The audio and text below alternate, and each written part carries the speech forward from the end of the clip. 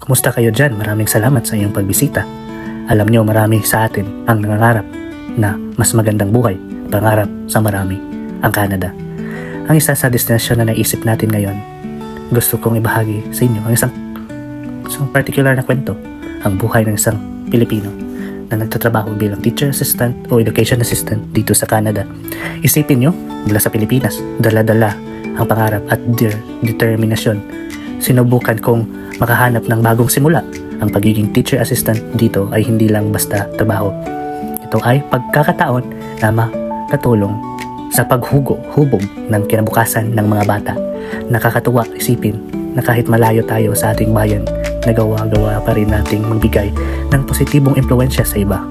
Ang buhay dito sa Canada, lalo na kung nagsimula ka pa lang, ay may mga hamon. Kailangan mong mag-adjust sa kultura, sa klima, at syempre sa sistema ng trabaho. Pero ang gagandahan dito, marami kang makikilalang mababait na tao na handang tumulong. Ang mga paaralan dito ay may magandang suporta para sa mga bagong empleyado at maraming kang matutunan. Bilang isang teacher assistant, kasama mo ang mga guro sa pagbibigay ng gabay sa mga estudyante. Hindi lang ito tungkol sa pagtuturo ng mga leksyon, kundi pati na rin sa pagturo ng values, pagiging responsible, at pagbabago ng kanilang kumpiyansa sa sarili.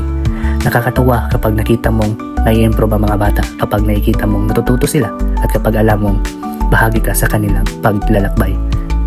Ang sweldo dito ay sapat para pang araw-araw na pangangailangan, at kung maging masinop ka, makakapag-ipon ka pa rin para sa iyong pamilya sa Pilipinas.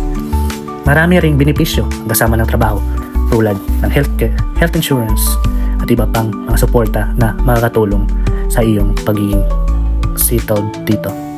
Pero higit sa lahat, ang pinakamahalaga ay pagiging masaya sa ginhawa mo kung gusto mong talagang tumulong sa mga bata. Handa kang magsikap sa pagiging teacher assistant dito sa Canada ay isang napakagandang opportunity dito sa isang paraan para makapagbigay ng serbisyo, makapag-ipon at makapagpatuloy sa pagpaabot ng iyong mga pangarap. At sana'y ay naging inspirasyon sa inyo ang kwentong ito. Kung mayroon kayong mga katanungan o nais ibahagi, huwag kayong mahiyang mag-comment sa ibaba. Maraming salamat uli sa iyong panunood. Kung nagustuhan ninyo ang video na ito, please consider follow or like and share sa mga video for more inspiring stories. Maraming salamat po mga kababayan OFW sa ibang bansa.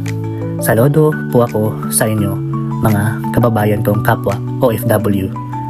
See you there. Bye-bye!